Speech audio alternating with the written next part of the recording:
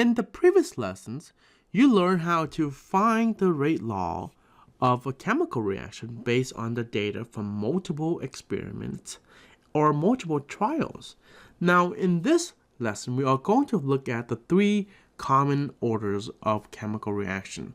We have the zero order, the first order, and the second order. That number right there indicate the number of the concentration going to. In this case, for the zero order, the exponents is 0. And if the first order, we would have number 1.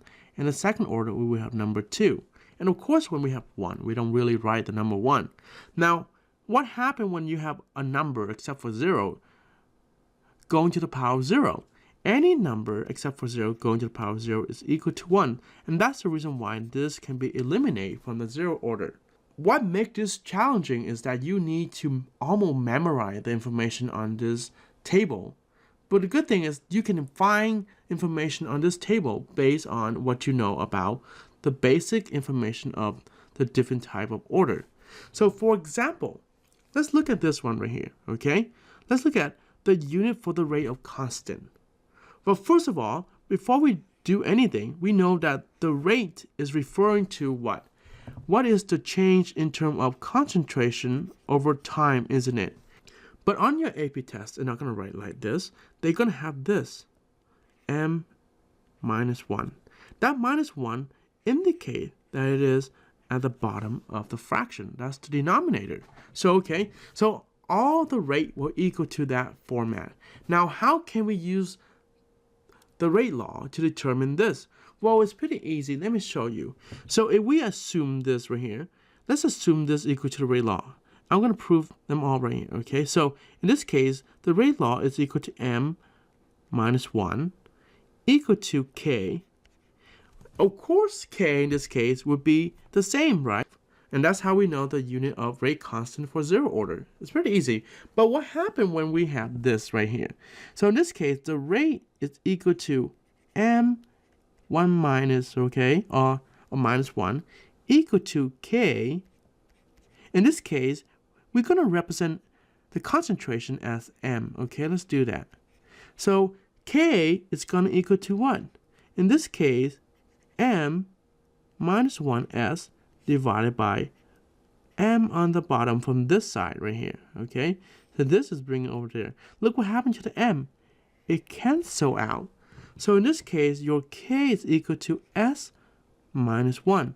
So in this case, the rate constant does not depend on concentration. Based on the unit of the rate constant for the first order, we only have time. So to tell you that the rate constant of the first order does not depend on the concentration. And we can use the term independent of concentration. Where if we compare back to the zero order, we have the concentration there. So therefore, zero order for the rate of constant is depend on the concentration. Now let's look at the second order, okay? Again, the rate is equal to concentration S minus 1. And that's equal to K. And again, I'm going to replace A with M to show that it is concentration, which is molarity. Okay, that's pretty much it. So we have 2 molarity because A to square. That's being A times A. Now your K is equal to what? K is equal to M S1 minus divided by M. Again, that's coming from over here. But what happened to one of the molarity? It got canceled out, right? So therefore, your K is equal to S minus 1 divided by the remaining leftover of molarity. Now we have M on the bottom, and we want to rewrite that M's on top. All we have to do now is M1 minus, and then we have S minus 1. And that is how we get that right there. So you know how we use the rate law to determine the unit of the constant. The next thing on the list is the integrated rate law. Now for this one, all you have to do is look at the periodic table. The backside is actually given to you right there, okay? So that is for the first order. So you have to know that this is the first order. Well, let's say if you don't remember, how am I supposed to know it's the first order? Let me show you what's the next information that you need to know. Now this one, you pretty much have to memorize it, okay? It's basically for each of the three order, there are certain way that we can graph to generate a linear graph. A linear is basically a line, okay? A straight line graph. Now, each one of them, notice how it changed. This is the y-axis, okay? The y-axis. The y-axis change, but the time for all of them is going to be the x-axis. Why is this so important? Because on your test, you might be given data where you have to graph your data, and then from there determine if it's zero order, first order, or second order. Or they just give you the graph, and you have to determine if it's first order, second order, or zero order. For example, for zero order, you would have the concentration, which is represented by m, okay? Or whatever letter you want it to be. And that would be the y-axis, and the x-axis is always time. And we also know the slope of this graph as well. And if you look right there, it says k is equal to negative slope. You can imagine that it gives you hints that it's a negative slope. That's how the pattern works, okay? Remember, I'm setting this table up so that you can memorize all this information. And the same thing for the first order. Now, it's no longer the concentration, but it's the natural log of the concentration. Well, I'm going to represent by letter m just to make it consistent, okay? And that's the y-axis, and this is going to be your time. And again, we have the negative slope, so therefore it must be negative slope. And for the second order, if you take 1 over the concentration, which is, I'm going to write molarity, okay? So keep in mind, A is equal to molarity. This is molarity right there. And molarity is what? Is the unit of concentration. Okay, keep that in mind. Now, if that is your y-axis and that is relative to time, and if you have a straight line, but now in this case, it's not a negative slope, but it is a positive slope, okay? If that's the case, you would have a second order. So by looking at this graph, you're able to determine if it's zero, first, or second order, okay? And that's pretty much it about this graph. Except for one last thing is that on the back side of the periodic table, it gave you the half-life of the first order. Now, what is half-life? Think of the word 1/2. It's 1/2 of what you initially have, okay? So in this case, the half-life time is the time it takes for half of the concentration to be reacted or decomposed or used up. And how is the half-life equation important to this type of problem? If you look at the equation carefully, it gives you the k values. So sometimes they will give you information in terms of the time for half-life. You have to solve for k. So that's one way they can try to trick you in the problem, okay? It's basically give you the half-life in time. Can you solve for k for the first order? Now this is for the first order only. For any other order, like 0 and second, they will give it to you on your test. Now let's try an example problem together, okay? In this case, the reaction of reactant, I've used R as reactant, decompose into a known product. And notice how products is plural. And the concentration of R, which is reactant, changes over time is recorded throughout the reaction. So here I have my time in minute, okay? The reaction happened in this case, I record within 4 minutes. And over time, I can actually observe the concentration for each minute. We have the machine for that, okay? In this case, we have that data. Now, what we're going to do is this. Well, before we do that, we can write R reacted, and that will make what? Some kind of product. And notice how products is something that we don't know. And do we care about the product? No, because we have the reactant again. Because reaction rate can be measured in reactant or product. It doesn't really matter. In this case, if we measure reactant, of course the values of reactant will decrease. And if we measure the product, the values of product will increase over time because we're making it. But look at this, okay? We only have R. And the first question asks us, determine the order of the reaction. Well, it's given us a table for one experiment. We know right away that we had to graph it.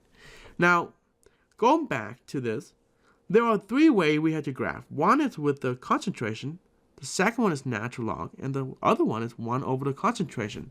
In order to determine if the graph will generate any of the linear line for any of the three. So in this case, if we have concentration, we can graph this, and it will give us, if a straight line, great, it will be 0 order. Well, let's give it a try. So in this case, I'm going to graph this right here, okay? I'm going to make this graph. So this would be R. And over here, this would be time in minutes. It doesn't have to be in second. It could be minute and hour. As long as the graph generates a linear line. That's all it is. So in this case, we have 1, 2, 3, 4. That's 4 minutes. How about that? And if we look at R, we have from 0.05 all the way to 0.5, 0.1, 0.15, 0.2, 0.25, and 0.3. And up here we have 0.35. How about that? Now let's graph this. At 0, we have 0.35. And at 1, well, we have 0.25. Okay? And then at 2, what do we have? 0.16, which is right here. And then we have 3, which is 0.11, which is about right here. And then at 4, we have all the way down here, which is 0.05. If you try to make the best fit line, it doesn't make a best fit line. It just, right? It doesn't make a best fit line of a straight line because this one is outlined somewhere right here. Same thing with that one. So let's try 1 over A, or the natural log of A. And I did the data for you already over here, okay? Let's look at this one right here, the natural log of the concentration. So over here we have the natural log of R, okay? Then on the x-axis we have time again, okay? So in this case, the same thing, we have 1, 2, 3, 4. That's our time. And over here, we are going from what? We're going from -1 all the way to -3. That means we had to start 0 somewhere up here, isn't it? So let's put 0 up here. -1.5, -2.0, -2.5, -3.0, and -3.5. Let's see. And now let's graph where we have natural log of the concentration versus time. At 0 minute, we have -1.05, which is somewhere right here. Then at 1 minute, which is right here, we have -1.38. So this is -1.5. So 1.38, it gotta be somewhere right here. How about that? And then at 2, we have -1.83. So this is -2. So 1.83 must be somewhere right here. And what about at 3, we have -0.21. So in this case, -0.21, this is 22, so somewhere right there. And then at 4, we have -3. So in this case, it's right here, okay? Then at 4, we have at -3. So if we look at this looks very good as a straight line, right? So right away, we know this must be your first order. And how you know? Because the line of natural log of R of the concentration versus time give us a straight line. And that's the reason behind it. So based on the graph, now we know that this must be the first order, okay? Then we just stop there. So determine the order of this reaction. This is first order. And if it asks you why, that's because the graph of the natural log versus time give us a straight line, or the linear graph. Now write the law of the reaction. Very easy. The rate law is equal to, what is it in terms of first order? I know it's first order, right? Of course, every rate law will have the constant.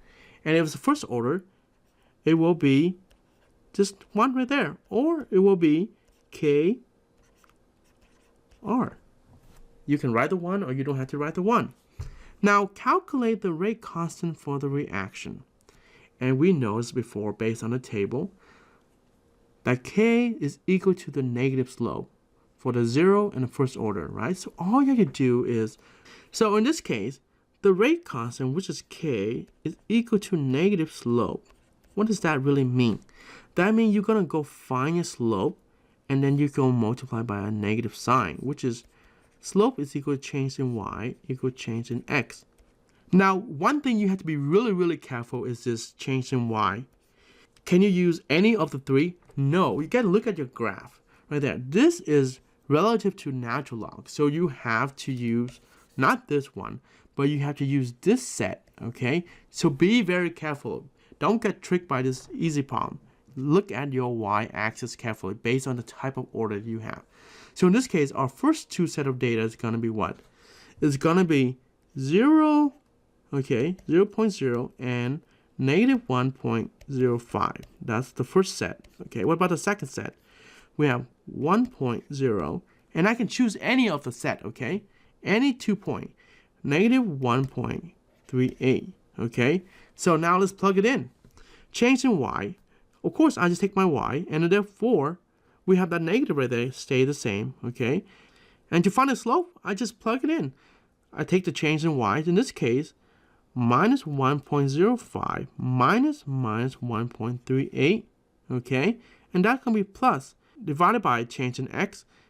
And because I use 1.5 first, therefore the 0 has to be first on the bottom part as well. So 0 minus 1.0. And what do we have? Of course, we have negative time. And we plug this into our calculator. And if we plug this into a calculator, negative 1.05 plus 1.38 give us 0.33.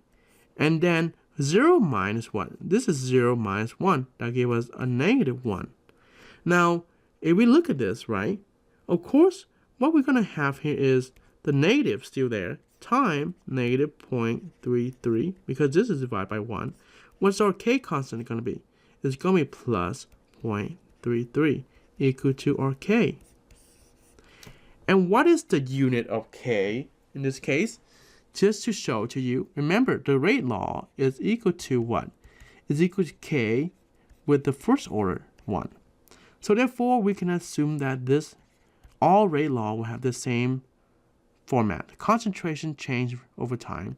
And therefore, k times m, we just replace m for a. So therefore, k must be what? M 1 minus s divided by m. What's that going to be? The m cancel out. So the unit for k is s 1 minus. So the unit for k is 0.33 s minus 1. But in this case, are we using s? No, we are using minute minus 1. So be careful with that, right? That's how they always trick you. They're trying to find little fragment information to trick you. In this case, they can just, you can get 0 point because they put the word second instead of minute because our data is in minute. Okay, so keep that in mind. Now, when it comes to first order, remember they gave you that information on the backside of your periodic table. And this is your first order, right? Which means you have to able to use it. Or sometimes they give you the second order and you have to know what is it going to be. Remember how we graph this, and how do I know this is first order? Because of this right here. This is the natural log. That is first order. What is this one going to be? Well, which graph has 1 over the concentration? That one right there. So this is your second order. Now you understand why memorizing those graphs is extremely important. That should be the first thing you memorize it. So now what is the concentration of R after 10 minutes? Well, the data table don't give us 10 minutes, so we had to figure it out. Using this equation right here, minus the natural log of the initial concentration, which we have from our data table, equal to negative kt, which we know already. T is time, k is your rate constant. So let's plug it in. And this equation, again, is given to us on the backside of the periodic table. So we don't know what this is going to be, so let's circle that. But we know what this is going to be. So in this case, we can represent this with x, okay? And it's natural log at the initial concentration, which we know. In this case, look at our table. Where is your initial concentration? 0.35. So we plug that in, 0.35, okay? And then what is our k? Well, in this case, negative k. What is our k? We just solved. K is what? 0.33. So we have 0.33. And what is our time? It is 10 minutes. Now, can you plug into the calculator and solve it out? Well, let's do this side first. X minus natural log of 3.5. What is natural log of 0.35? X minus 1.05. And this one, negative 1.05, is come from the natural log, which we just solved for right there, in that table right there, isn't it? Then let's move on to this side. What is negative 0.33 times 10? Well, that's easy. That's negative 3.3. Now, can you solve for x? Well, easy. This minus and minus become plus, right? So x plus 1.05 equal to negative 3.3. What's x going to be? X is equal to negative 3.3 minus 1.05. And what is that going to be? Well, x in this case is equal to negative 4.35. But one thing you have to really carefully is this. The question asks you what is the concentration of R. This x right here is equal to the natural log of the concentration at that specific time. So you have to be very careful in this case, right? We want the concentration only. What is the inverse of natural log? So what is the inverse of the natural log? Now, if you don't know what's the inverse of natural log, look at your calculator. Look at the button natural log. At that same location, you would see something like this, e to the x, because this is the inverse of it. So e to the x is the inverse of natural log. What does that really mean? It's basically if I take e to the natural log of x, it's going to equal to x. So in this case, if I take the e to the natural log of a, which is the concentration at t, is equal to a. So therefore, all I have to do is this. So in this case, the concentration at that specific time, in this case 10 minutes, or t, is equal to e to the natural log of that values, in this case the natural log of a. Now, specifically, we can replace this with what? That value is right there, which is equal to the natural log of a, right? So therefore, negative 4.35. There you go. So let's plug this in. And this gives us 0.01291. And that would be equal to the concentration at 10 minutes. Which makes sense. This concentration is a lot smaller than at 4 minutes. Okay, let's go down and try the last problem together, E right here. How many minutes when half of the R has reacted? Remember on the back side of the periodic table gave you the half-life for first order. This is for the first order, okay? It's always given to us. And the half-life time is equal to 0.693 divided by K, which we solved for K already. Now let's plug it in. So in this case, it's pretty easy. So we have T equal to 1/2, okay, equal to 0.693. So this would be the easiest problem you would get. And we know that K is equal to what? K is 0.33 right there, okay? So in this case, 0.33. Let's plug it in. 0.693 divided by 0.33. And this gives us 2.1. And what's the unit in this case? It is in minute. And that is our table right there. So in this case, it takes 2.1 minutes to use half of the initial concentration. And if we look back on the table, look at it right here. Our initial is 0.35. What's half of 0.35? 0.35 divided by 2 give us 1.75. And which right here is about right there, isn't it? So it's super close. So this is another form of reaction rate that you will see on the AP test. And that's why this topic is always the most difficult topic for many students. It's a lot of facts for the test writer to manipulate. So practice and memorize your information, okay?